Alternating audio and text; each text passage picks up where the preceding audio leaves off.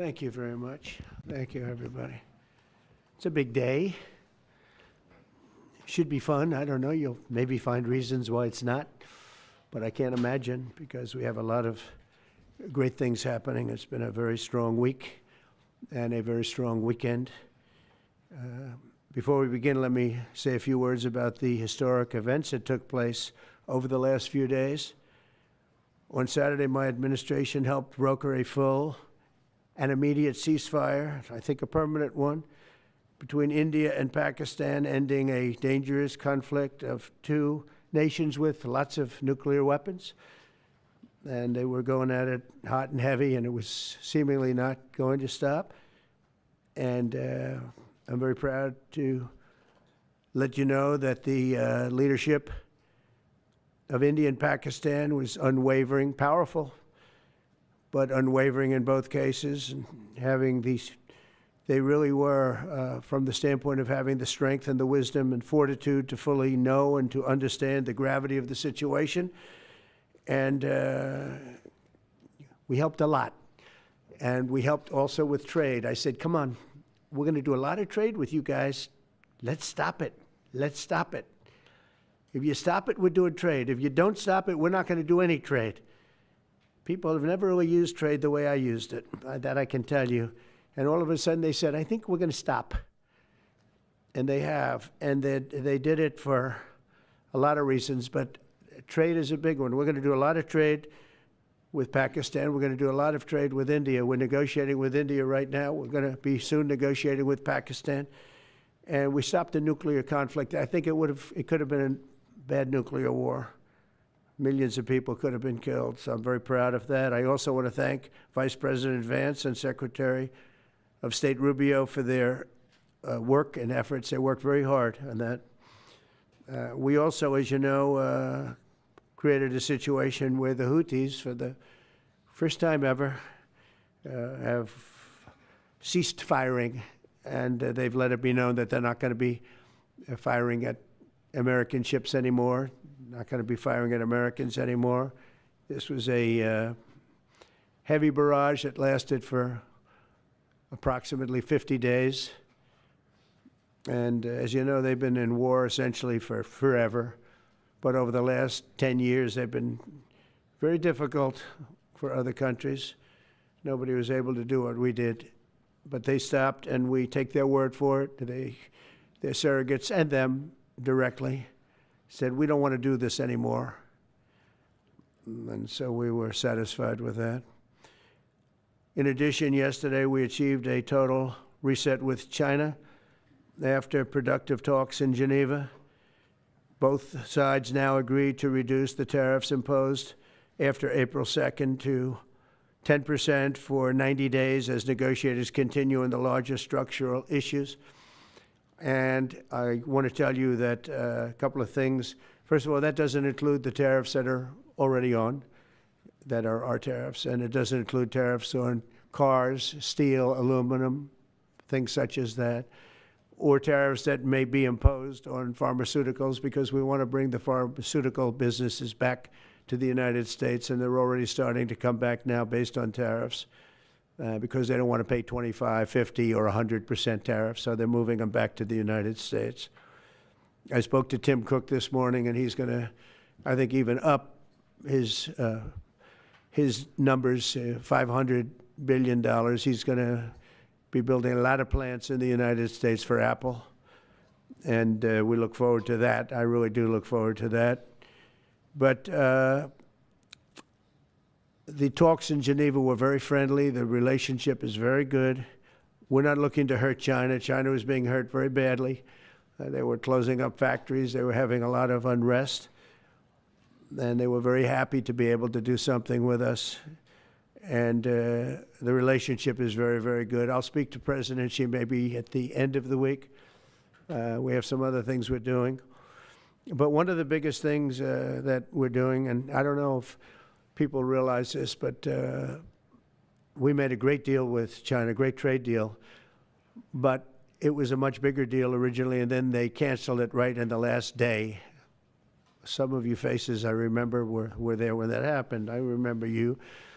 And we had a deal where they opened up their country to trade with the United States. And they took that away at the last moment, and then I canceled the whole thing. And then 6 months later, we ended up doing a smaller deal. But it was a big deal. It was $50 billion worth of product that they were going to purchase from our farmers, et cetera.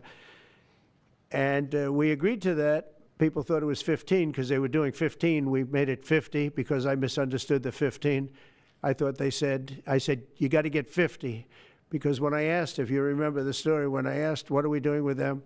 My Secretary of Agriculture at the time, Sonny Perdue, said, sir, it's about 15 billion and we're asking for 15. And I thought he said 50. So I said, so they came back with a deal at 15. And I said, no way, I want 50 because you said 50. They said, sir, we didn't say that. Anyway, bottom line, I said, go back and ask for 50. And they gave us 50. And they were honoring the deal. And we would call them up a lot for the corn and for the wheat and for everything. They were honoring the deal. And then when Biden got in, they no longer honored the deal. There was nobody to call. I would call on an average of once every 2 weeks to say, come on, you have to speed it up a little bit. And our farmers were doing great. I said to them, buy more land and bigger tractors, if you remember. That's what happened. But the deal was a very good deal. But the best part of the deal was that we opened up China. China agreed to open itself up to American business to go in. And it would have been a great thing, I think, for China. They would be able to see things that they haven't seen. They would be able to buy products that they have never been able to buy. Would have been great for American business. I think it would have brought unity between China, better unity between China and the United States. And the bottom line is that they canceled it the last day. We were all set to sign it, and then I went a little bit angry. I got a little angry. I said, they canceled the deal. The deal was done. It was all ready to be signed, and people went over. They came back to me, sir, they don't want to sign the opening up China. Well, the biggest thing that we're discussing is the opening up China, and they've agreed to do that, but it's going to take a while to paper it. You know, that's not the easiest thing to paper. But that's the single, I think, to me, some people would disagree. Some people would say we're getting a lot of money with tariffs or whatever. But, you know, especially when you add what we already have. Because remember, we're already getting the 50% on steel and different things. That's not included in these numbers. So you can add that. But the biggest thing to me is the opening up. I think it would be fantastic for our businesses if we could go in and compete with China. It would be a lot of jobs for China. It would be, I think, at a time when they can frankly use the jobs. And that's what we're talking about. So that's a very, very important element to add. So when Scott, I watched him speak the other day, and I think he didn't want to say it, but I said, it's okay to say it. Look, if we don't get it, we don't get it. But if we don't get it, it won't be a positive thing. But if we do get it, I think it's maybe the most important thing to happen. Because if you think about it, we opened up our country to China. They have very few restrictions. And they didn't open their country to us. Never made sense to me. It's not fair. And they've agreed to open China, fully open China. And I think it's going to be fantastic for China. I think it's going to be fantastic for us. And I think it's going to be great for unification and peace. China will also suspend and remove all of its non-monetary barriers. They've agreed to do that. Well, they're very numerous. But again, to me, the biggest thing that came out of that meeting is they've agreed. Now we have to get it papered, but they've agreed to open up China. It's going to be great for everybody. And third, I'm very happy to announce that Idan Alexander, an American citizen who until recently most thought was no longer living, thought was dead, is going to be released in about 2 hours, actually. And he's going to be released before the eyes of Steve Witkoff, who has done a fantastic job. I know a lot of people that have a lot of talent. I know Steve had a lot of talent.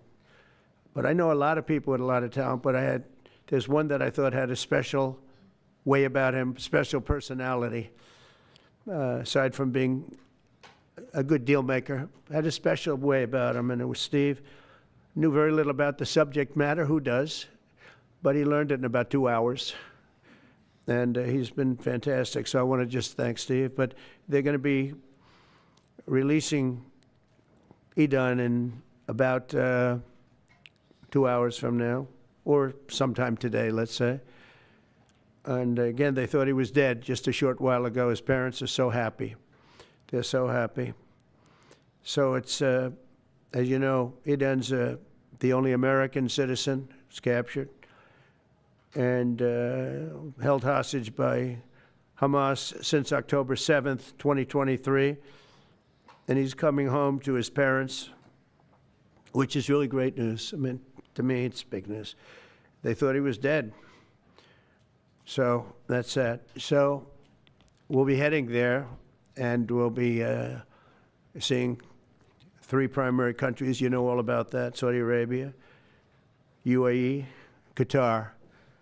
On Thursday's meeting with Russia and Ukraine is very important.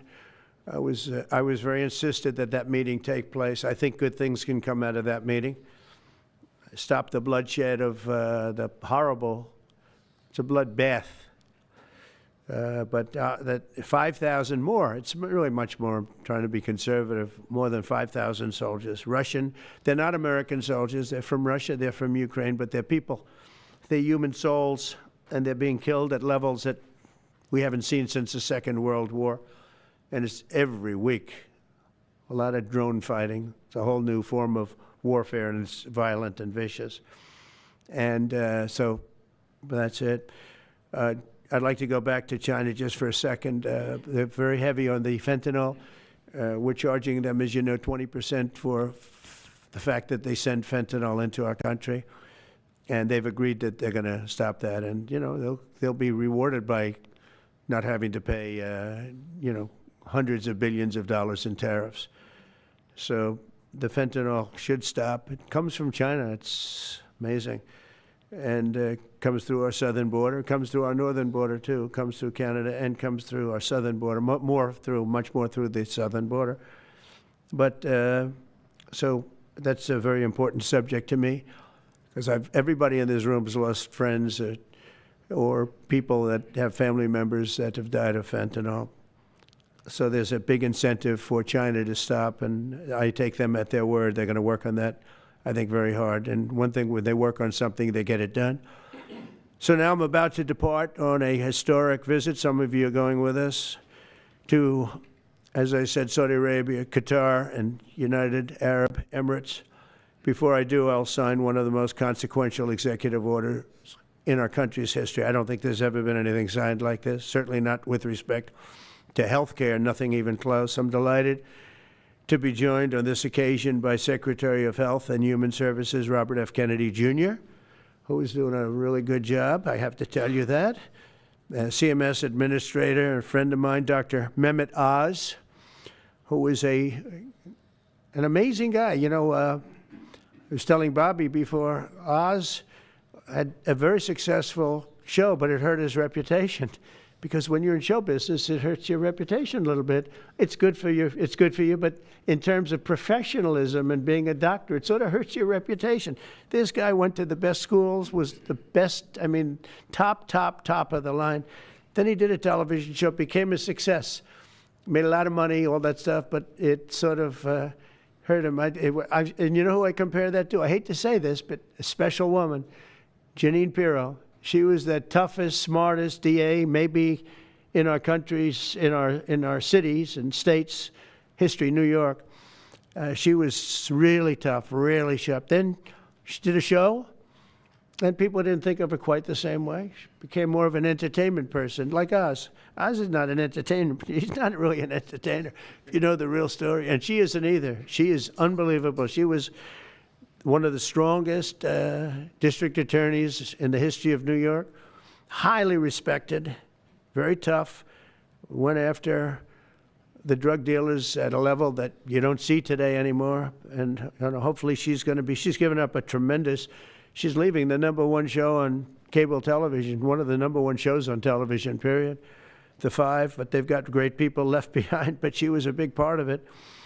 And so I equated to that. Jeanine Pirro is unbelievable. FDA Commissioner Dr. Marty McCary, with a reputation that's second to none, and the job he's doing already has been fantastic. Thank you, Marty. And Director of National Institute of Health, Jay Bhattacharya, who has been, as you know, from Stanford, so highly regarded, and have all been working with us very hard on this. And the question they would ask, being a little bit new to the government aspect of it, is why doesn't somebody fight the drug price situation, meaning equalization? There's a term, it's called equalization. Nobody wants to mention that term. And I'm not knocking the drug companies. I'm really more knocking the countries than the drug companies, because they're forced to do things. But the drug lobby is the strongest lobby in this country, they say, the drug lobby. It's between that and lawyers. And they have a lot of power. But starting today, the United States will no longer subsidize the health care of foreign countries, which is what we were doing. We're subsidizing others' health care. Countries where they paid a small fraction of what, for the same drug, that what we pay many, many times more for. And we'll no longer tolerate profiteering and price gouging from Big Pharma. But again, it was really the countries that forced Big Pharma to do things that, frankly, I'm not sure they really felt comfortable doing. But they've gotten away with it, these countries. European Union has been brutal. And the drug companies actually told me stories. It was just brutal how they forced them. And European Union suing all our companies, Apple, Google, Meta. They're suing all of our companies. They end up, they have judges that are European Union-centric, and they get rewarded $15 billion, $17 billion, $20 billion, and they use that to run their operation. Not going to happen any longer, that I can tell you. So what's been happening is we've been subsidizing other countries throughout the world, not just in Europe, throughout the world. European Union was the most difficult, from what I understand. I mean, I'll tell you a story. A friend of mine who's a businessman, very, very, very top guy. Most of you would have heard of him. A highly neurotic, brilliant businessman, seriously overweight, and he takes the fat shot drug.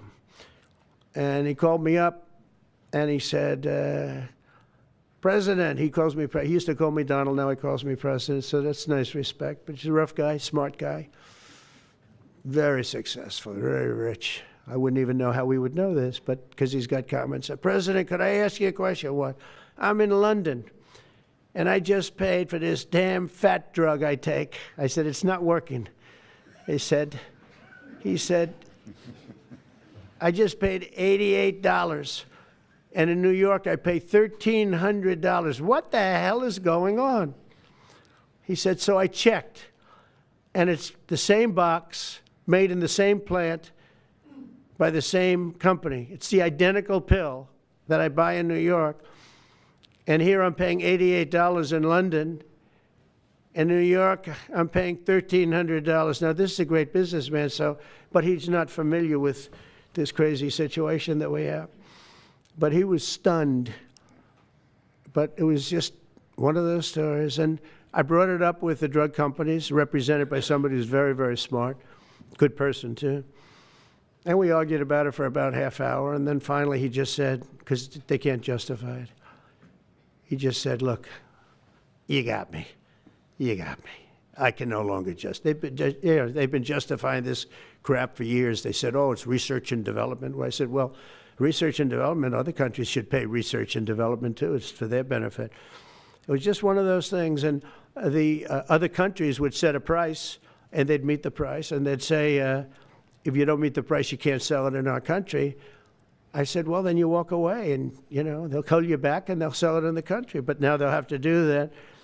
So for the first time in many years, we'll slash the cost of prescription drugs, and we will bring fairness to America. Drug prices will come down by much more, really, if you think 59. If you think of a drug that is sometimes 10 times more expensive, it's much more than the 59%. It depends on the way you want to analyze it, but in one way you could analyze it that way. But between 59 and 80, and I guess even 90%. So when I worked so hard in the first term, and if I got prices down, remember I was the only one to ever get prices down for a full year, but I'd get them down like 2%, and I thought it was like a big deal. Well, we're getting them down 60, 70, 80, 90%, but actually more than that if you think about it in the way mathematically.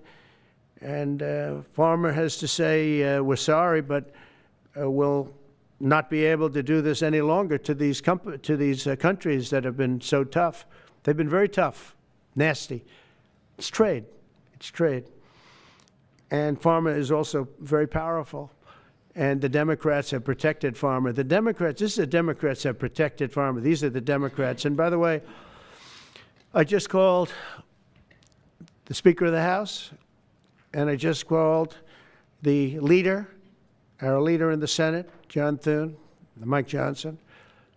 Spoke to both of them. I said, when you score, you're going to have to score two things. You're going to have to, number one, score that hundreds of billions of dollars of tariff money is coming in.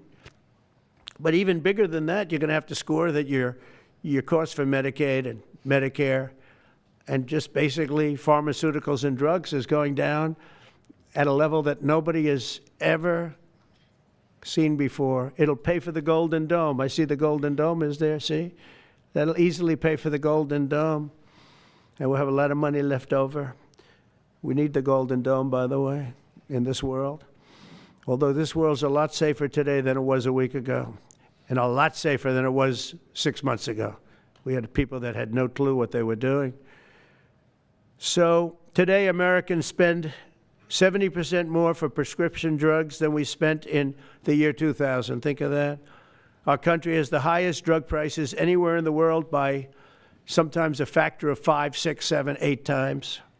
It's not like they're slightly higher. They're 6, 7, 8 times. There are even cases of 10 times higher. So that you go 10 times more expensive for the same drug, that's big numbers. Even though the United States is home to only 4% of the world's population, pharmaceutical companies make more than 2/3 of their profits in America. So think of that. With 4% of the population, the pharmaceutical companies make most of their money, most of their profits from America. That's not a good thing. Now, I think, by the way, I have great respect for these companies and for the people that run them. I really do. And I think they did one of the greatest jobs in history for their company, convincing people for many years that this was a fair system. And nobody really understood why, but I figured it out.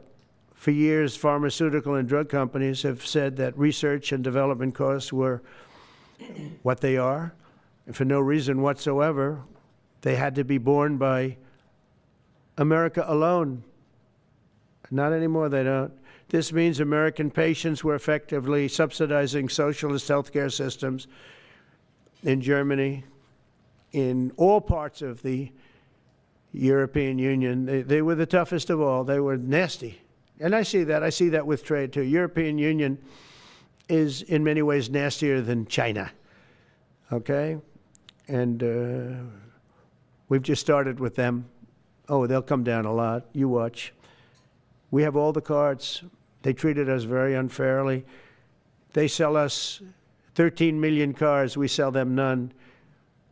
They sell us their agricultural products. We sell them virtually none. They don't take our products.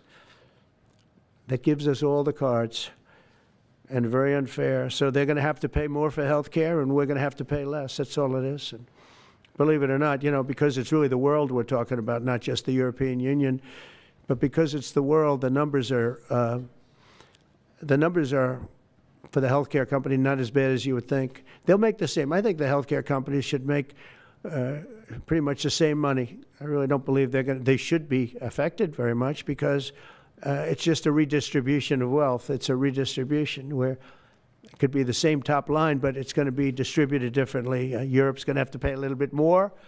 The rest of the world's going to have to pay a little bit more, and America's going to pay a lot less. Again, because it's a much smaller population than when you think of the whole world.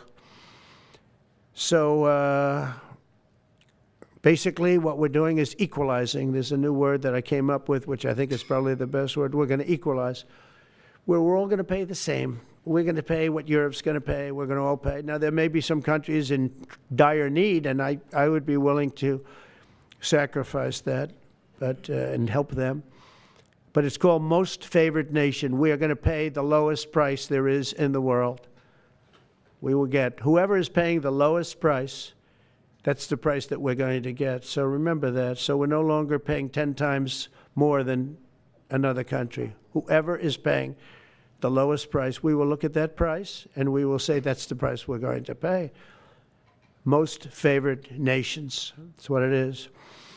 One breast cancer drug costs Americans over $16,000 per bottle, but the same drug from the same factory, manufactured by the same company, is 1/6 that price in Australia and 1/10 that price in Sweden. 1/10 for the identical product. A common asthma drug costs almost $500 here in America, but costs less than $40 in the United Kingdom. So $40 in the United Kingdom, which is where this gentleman told me he paid a small amount for his shot.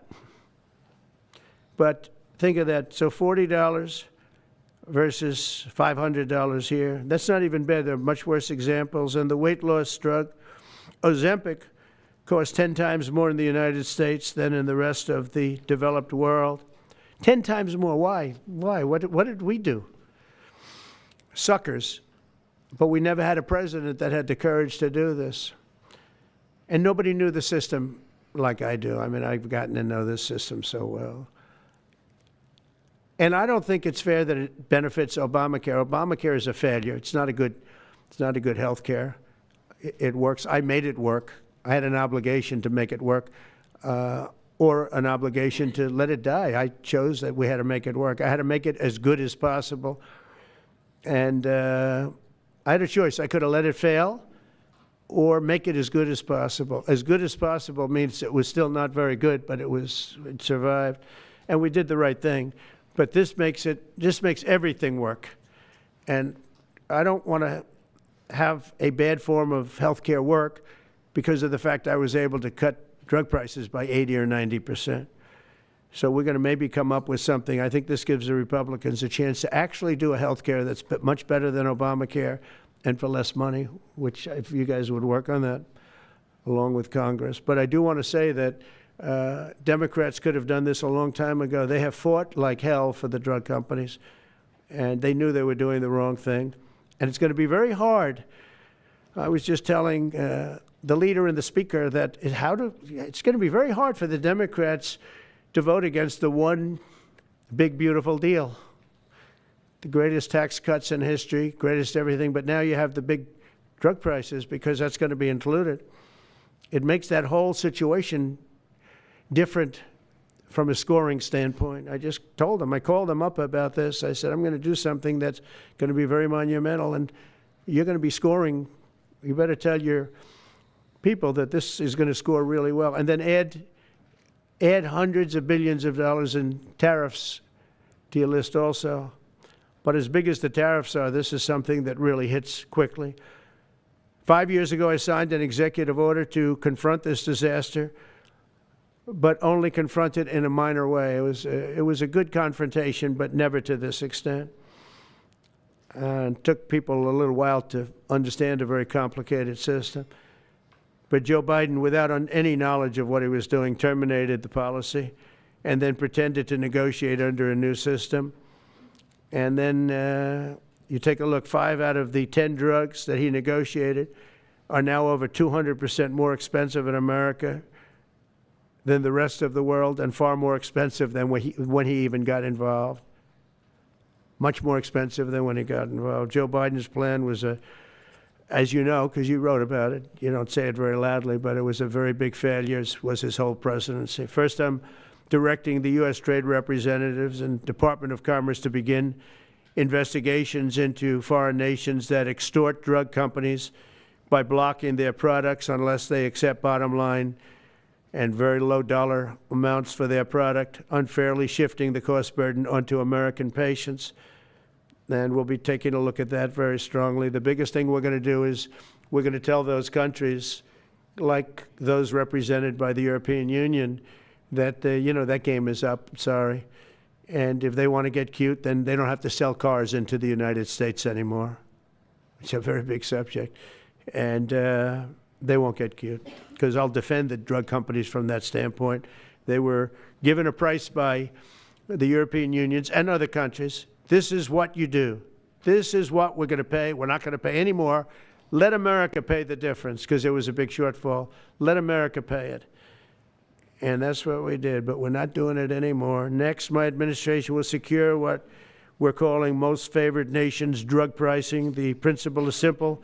Whatever the lowest price paid for a drug in other developed countries, that is the price that Americans will pay. And we're using the term other developed countries because there are some countries that need some additional help, and that's fine. I think that's very good.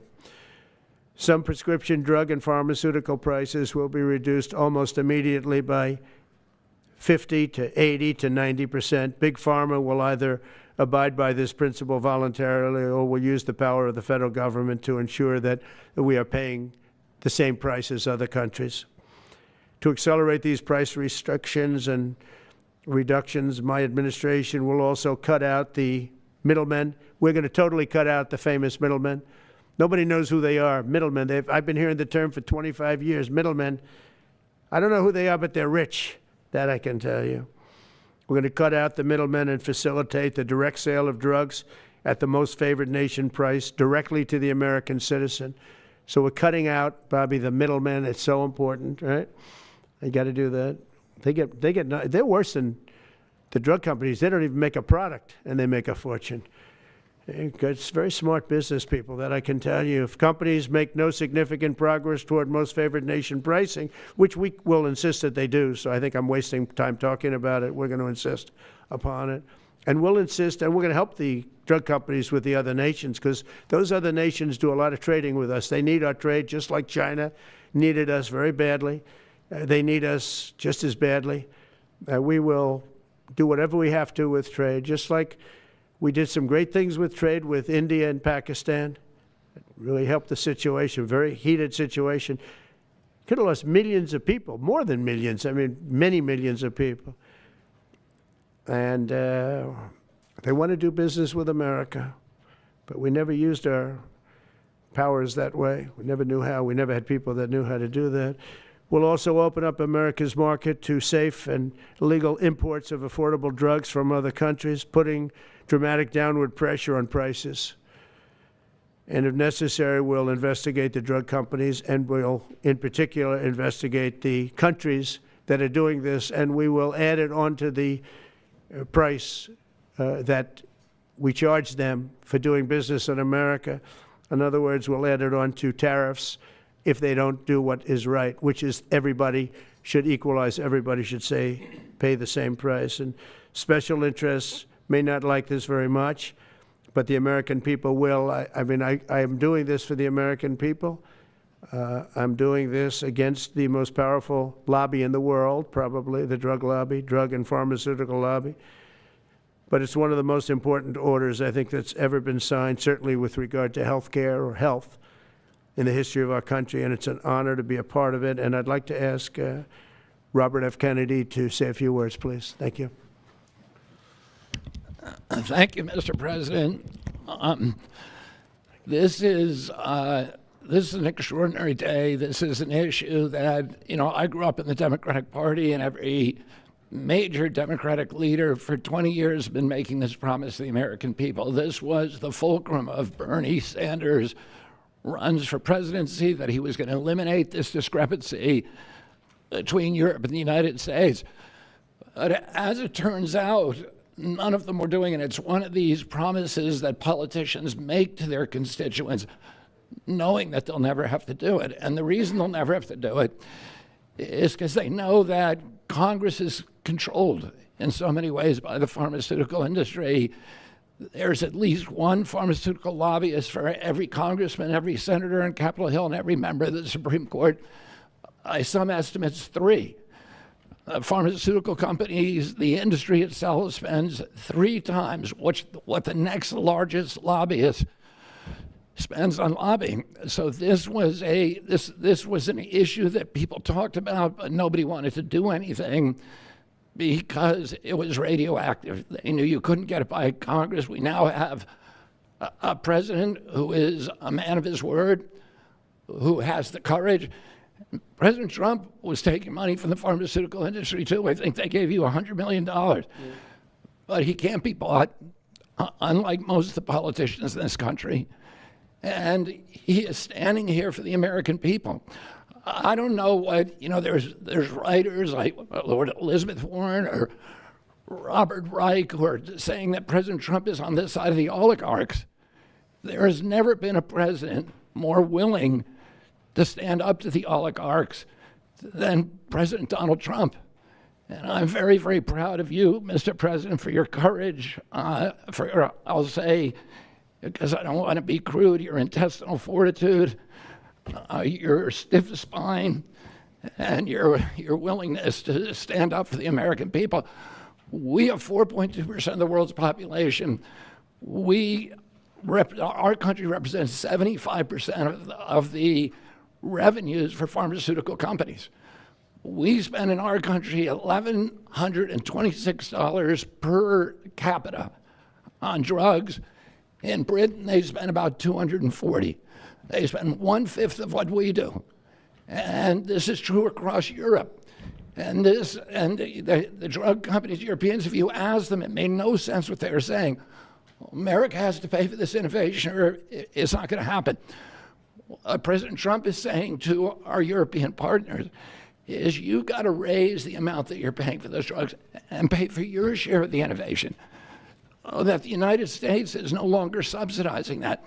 If the Europeans raise the price of their drugs by just 20%, that is $10 trillion that can be spent on innovation, and the health of all people all across the globe is going to increase because we're going to have better products. So I'm just so grateful to be here today. I never thought that this would happen in my lifetime. I have a couple of kids who are Democrats, are big Bernie Sanders fans, and when I told them that this was going to happen, they had tears in their eyes because they thought this is never going to happen in our lifetime, and we finally have a president who's willing to stand up for the American people. Thank you, and Dr. Oz. Thank you, Secretary Kennedy. This is the most powerful executive order on pharmacy pricing and health care ever in the history of our nation. And it's only happening because we have a president with the fortitude, the guts to stand up to the withering criticism and lobbying that's going to occur as soon as folks hear about the executive order. So on behalf of the child in Philadelphia who's got an autoimmune disease with a $1,000 a month drug, or the older woman in Los Angeles who's on a blood thinner who can't afford her copay, I want to thank President Trump. God bless you for having the guts to take on this industry. Thank you, sir. Thank you very much. So let's talk about the details a little bit. And this is primarily about equalization, as President Trump said. It's about fairness. Think of NATO as a metaphor. When President Trump said, you've got to pay a little more so it makes sense for all of us, they came up, and the European countries contributed. The same thing we believe will happen in this situation. Most people who have thought about this process agree that it is patently unfair to tolerate the numbers that Secretary Kennedy and President Trump have reflected to you. On this chart to my left is a list of the 10 drugs that were negotiated in the IRA. Again, this is the bill, the law, that regulates a negotiation process. This is the best price that was able to be obtained by the Biden administration. And if you look at these numbers, they actually reflect how much on top of the most favored nation price was being paid by the United States. So the closest to me, and Bob, you can point to the Jardinians, the closest one, 289%, the one that's closest to you. That means that we are paying in America 4 times more than that drug costs in other countries. Again, 100% is the baseline. It's 289% above that baseline. It goes all the way down to when we're paying 50% more than any other country. That's the range. As was pointed out by President Trump, half the time we're paying 3 times more than is paid in other countries.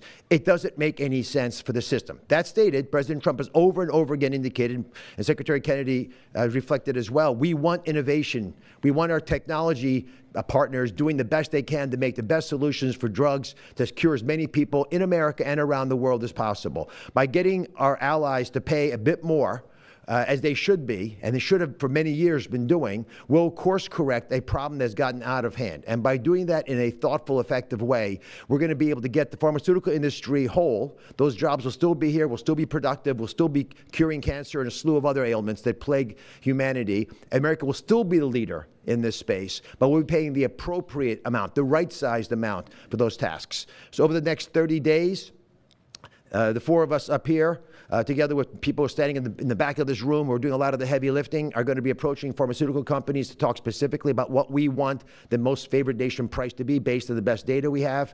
We're looking forward to a thoughtful interaction with these corporate leaders, many of whom we've spoken to and in quiet will agree the system is not right the way it is. They're patriotic Americans. They want what's right. But the fact that in my lifetime, as Secretary Kennedy said, for the first time, we have a thoughtful and aggressive approach, thanks to President Trump, on taking on the special interests, should give all Americans confidence that this is an administration that stands for fairness, and it should chill the waters for those who believe they can push us away from our North Star, which is to take care of the American people. Mr. President, God bless you. Thank you very much. Thank you. Jay, you want to go next? Sure. Yep. So I teach economics at Stanford as well as health policy. And one thing that's really, really simple in economics is that when you have a persistent price difference for the same product between 2 countries, there is something deeply wrong. And what President Trump has done is a historic measure that should have been done a long time ago. What we're going to do is make sure that those prices become much closer to equal, like a competitive market you'd expect. Right now what's happening is the American people are subsidizing in large fraction the research and development efforts for drug companies around the world by the higher prices that we pay. With this new order, Europe will share the burden of that. And in fact, if you may think of it as like as somehow it's like it's going after drug companies, actually it's helping drug companies. Because what we're also going to do with this order, what President Trump has done with this order, is he's said to European governments, look, if you are taking advantage of the drug companies by forcing them to charge very, very low prices, we're going to defend American drug companies in Europe. At the same time, we're standing up for the American consumer who's been paying far too high prices for far too long. I can go back decades to point to congressional reports after government report after government report of tremendously high drug prices, much higher than the rest of the world, and nothing has been done about it until this moment. And I'm really, really proud, President Trump, that you've done this. I'm really proud to be included in this and looking forward to the work ahead. Thank you, Jay. Great. All right. Thank you, Mr. President. On behalf of the many doctors I've talked to about this very issue, thank you for taking the bull by the horns. Presidents on both sides of the aisle have talked about this and floated it and said they've wanted to do it, so you've had the courage to do it.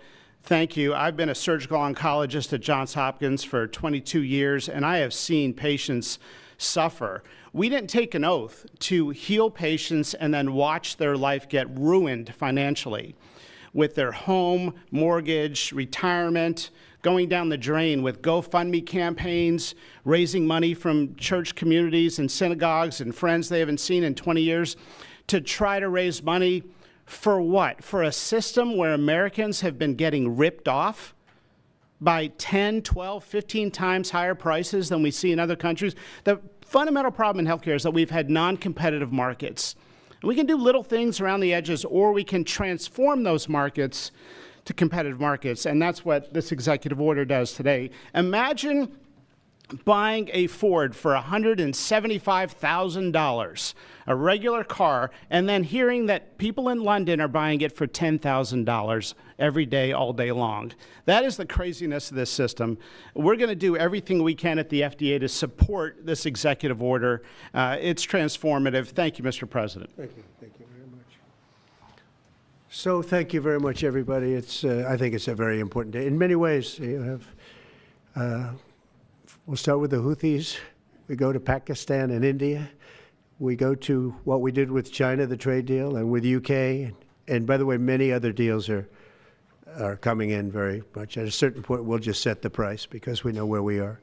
But we'll just set the price. But world trade is going to be terrific, and our country is going to be making a lot of money. Taxes are going to go down. Taxes are going to go down very, very substantially. But you look at all of the things that we've done, and now today I'm heading over. We'll see what we're going to do with respect to Iran. I think you have very good things happening there, too, by the way. I think can't have a nuclear weapon, but I think that they are talking intelligently. We're in the midst of talking to them, and they're right now acting very intelligent. We want Iran to be wealthy and wonderful and happy and great, but they can't have a nuclear weapon. It's very simple. So I think they understand that I mean business, and I think they're being very reasonable thus far. And don't underestimate Thursday in Turkey. President Erdogan is going to be a great host, and we are doing some work with him having to do with Syria, too, by the way. We're going to have to make a decision on the sanctions, which we may very well relieve. We may take them off of Syria because we want to give them a fresh start. But President Erdogan's asked me about that. Many people have asked me about that because the way we have them sanctioned, it doesn't really give them much of a start. So we want to see if we can help them out. So we'll make that determination. But I think you're going to have maybe a good meeting. You have the potential for a good meeting, that a meeting wasn't going to take place. I insisted that that meeting take place. And it is taking place. And I think you may have a good result out of the Thursday meeting in Turkey between Russia and Ukraine. And I believe the two leaders were going to be there. I was thinking about flying over. I don't know where I'm going to be on Thursday. I've got so many meetings. But I was thinking about actually flying over there. There's a possibility of it, I guess, if I think things can happen. But we got to get it done. We got to save 5,000 lives a week. 5,000 lives is really more than that. It's worse than that. And when you see and you don't want to see it, but when you see the satellite photographs of the battlefield with arms and legs and heads all over the place, separated by 30 yards from bodies, doesn't make sense. Doesn't make sense. So we're working very hard to see if we can end that bloodbath. Okay, there shouldn't be too many questions. It's been covered pretty well. Mr. President, thank you for taking questions. Two quick ones for you. Starting on trade. If a longer-term deal is not reached with China at the end of these 90 days, can the American people expect those tariffs to go back up to 145%? No, but they would go up substantially higher. Okay, and then You know, at 145, you're really decoupling because nobody's going to buy. But they can go, they got very high because of additional tariffs I applied during the course because of fentanyl and other things. But no, but they'd go substantially higher. Yeah. And then on Qatar, Mr. President. I think you will have a deal, however. You're confident that there will be a deal. On Qatar, has Qatar asked for anything in exchange for that $400 million luxury jumbo jet? And how can the American people be so sure that they will not in the future? Well, I think what happens with the plane is that, we're very disappointed that it's taking Boeing so long to build a new Air Force One. We have an Air Force One that's 40 years old. And if you take a look at that compared to the new plane of the equivalent, stature at the time, it's not even the same ballgame. You look at some of the Arab countries and the planes they have parked alongside of the United States of America plane, it's like from a different planet. And it's close to 40 years old, might be more than 40 years old now. And we, when I first came in, I signed an order to get it built. I took it over from the Obama administration. They had originally agreed. I got the price down much lower. And then when the election didn't exactly work out the way that it should have, a lot of work was not done on the plane because a lot of people didn't know. They made change orders that were so stupid, so ridiculous. And it ended up being a total mess, a real mess. And when I came back, I said, by the way, what's going on with the Boeings that are coming in? Well, sir, they're way behind. And they are. They're way behind. They were way behind. Another mess that I inherited from Biden. And it's going to be a while before we get them. And I think Qatar, who has really, we've helped them a lot over the years in terms of security and safety. I think they, and very, very nicely, and I have a lot of respect for the leadership and for the leader, Qatar. And I think they knew about it because they buy Boeings. They buy a lot of Boeings. And they knew about it. And they said, we would like to do something. And if we can get a 747 as a contribution to our Defense Department, to use during a couple of years while they're building the other ones. I think that was a very nice gesture. Now, I could be a stupid person and say, oh, no, we don't want a free plane. We give free things out. We'll take one, too. And it helps us out because, again, we're talking about we have 40-year-old aircraft. The money we spend, the maintenance we spend on those planes to keep them tippy-top is astronomical. You wouldn't even believe it. So I think it's a great gesture from Qatar. I appreciate it very much. I would never be one to turn down that kind of an offer. I mean, I could be a stupid person and say, no, we don't want a free, very expensive airplane. But I thought it was a great gesture. And I think it was a gesture because of the fact that we have helped and continue to, we will continue to, all of those countries, Saudi Arabia, UAE, Qatar, and others. We keep them safe. If it wasn't for us, they probably wouldn't exist right now. And I think this was just a gesture of good faith. And I don't get it. Someday it'll be like Ronald Reagan. They decommission them. You know, they get to a certain age, they decommission them. It'll go to my library. They're talking about going to my library in years out. But I thought it was a great gesture. And it's something that was done by Ronald Reagan. They actually decommissioned the plane, and he put it in his library. And it actually has made the library, I think a Boeing 707, it's actually made the library more successful. So it was good. Do you plan to use the plane after you leave office? No, I don't. No, it would go directly to the library after I leave office. I wouldn't be using it. No. Mr. President, on the hostage, you said that the release of the American hostage, Adam Alexander, is a step in good faith to end this war. Do you expect any progress, or perhaps announcement on ceasefire during your trip to the Middle East? We hope that we're going to have other hostages released too, as you know. So when I met with the hostages 3 weeks ago that were there for quite a while, you remember the 10 people that came in, mostly young people. 1 or 2 were a little bit older. They were explaining the trials and tribulations. I mean, they went through hell. And I said, how many are there? They said 59.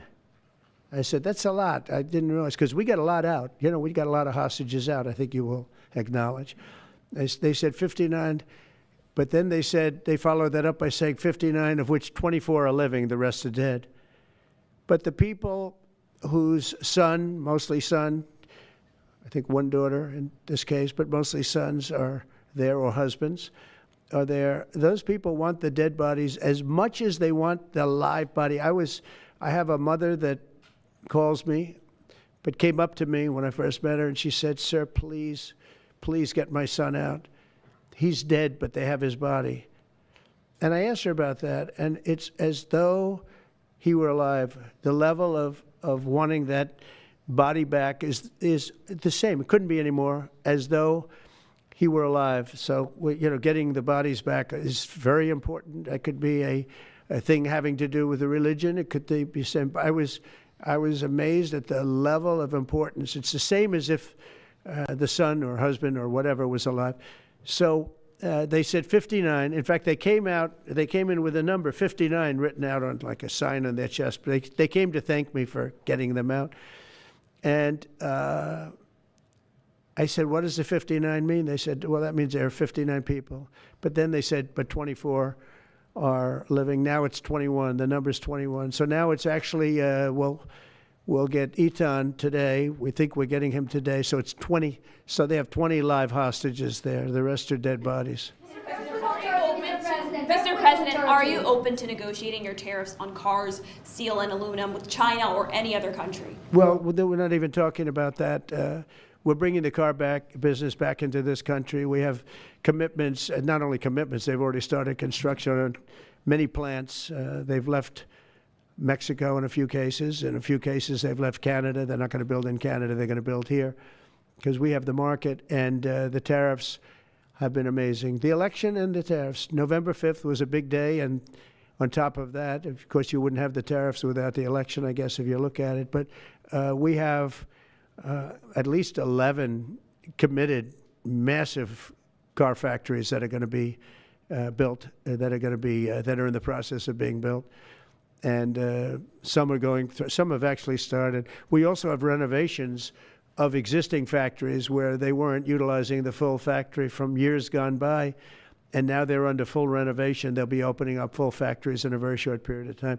Our car industry is, I think we're going to have the #1 industry. You know, if you look at Japan and these others, they do tremendously with cars, and they can do that too. But you know, if they want to sell cars in the United States, they're going to have to build factories in the United States, because I'm interested in cars for the United States. Now, one other thing is, in our tax bill, we're giving not only no tax on tips, no tax on Social Security, no tax on overtime, but also we're going to get a deduction for people that borrow money to buy a car if it's made in America.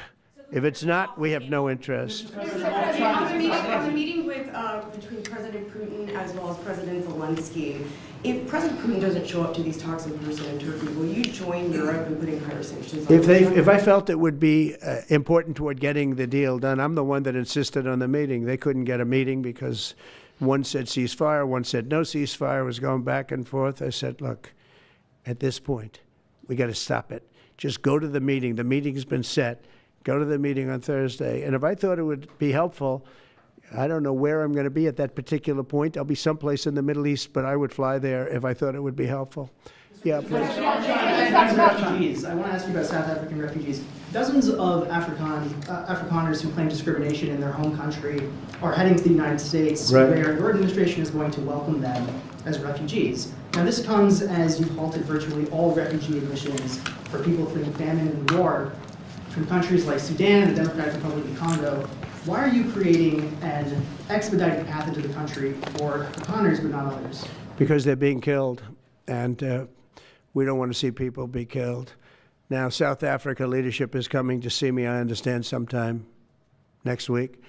And, you know, we're supposed to have I guess a G20 meeting there or something, but we're having a G20 meeting. I don't know how we can go unless that situation's taken care of, but it's a genocide that's taking place that you people don't want to write about, but it's a terrible thing that's taking place, and farmers are being killed. They happen to be white, but whether they're white or black makes no difference to me, but white farmers are being brutally killed, and their land is being confiscated in South Africa, and the newspapers and the media, television media doesn't even talk about it. If it were the other way around, they'd talk about it. That would be the only story they'd talk about. And I don't care who they are. I don't care about their race, their color. I don't care about their height, their weight. I don't care about anything. I just know that what's happening is terrible. I have people that live in South Africa. They say it's a terrible situation taking place. So we've essentially extended citizenship to those people to escape from that violence and come here. Yeah. Please. Yeah, Mr. President, thank you. Are you letting China off the hook for these 90 days, and do you really believe that they will follow through with non-tariff barriers and remove those? Non-monetary tariffs, yeah. Yeah, I think they're going to follow through. I think they want it very badly. I think they want the deal very badly. Again, this doesn't include the steel tariffs that I put on a long time ago that Biden tried to get off, but he couldn't get them off because it was too much money. You know, I took in hundreds of billions of dollars from China, what a lot of people don't know, but we put on the tariffs originally. And if I didn't do that, we wouldn't have a steel industry today. Now we have a thriving steel industry. It'll be thriving much more with what we're doing because this is the next level.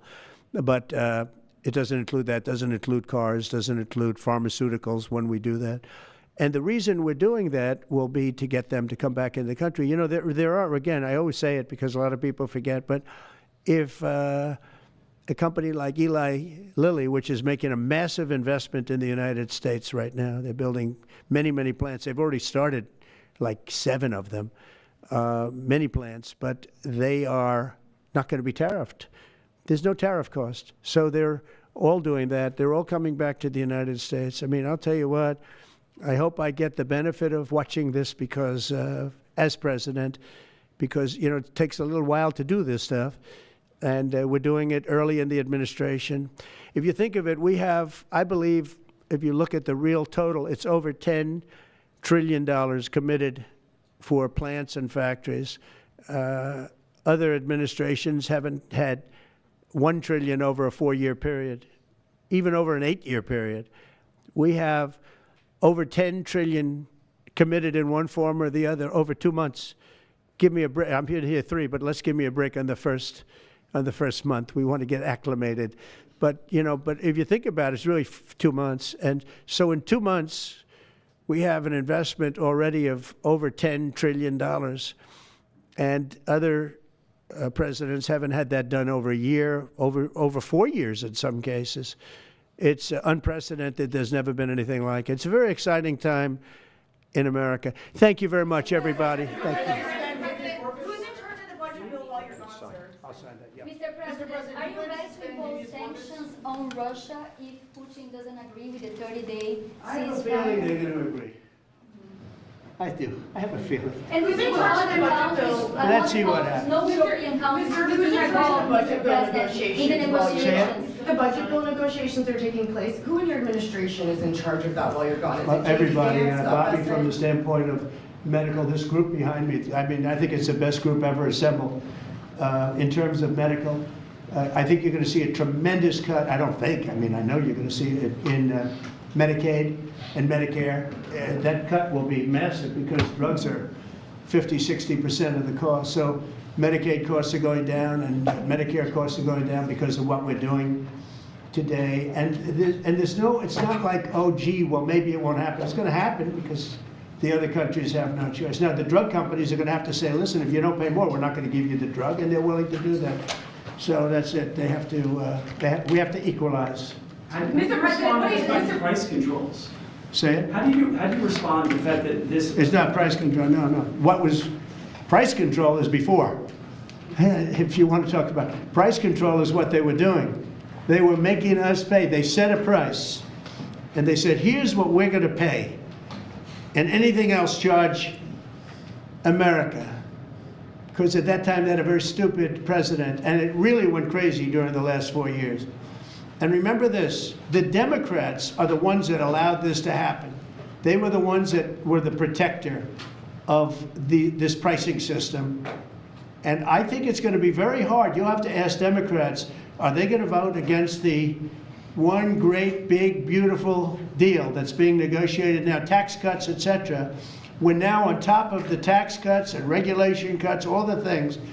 Now you're going to say that the price of your medicine is going down by 60, 70, 80%.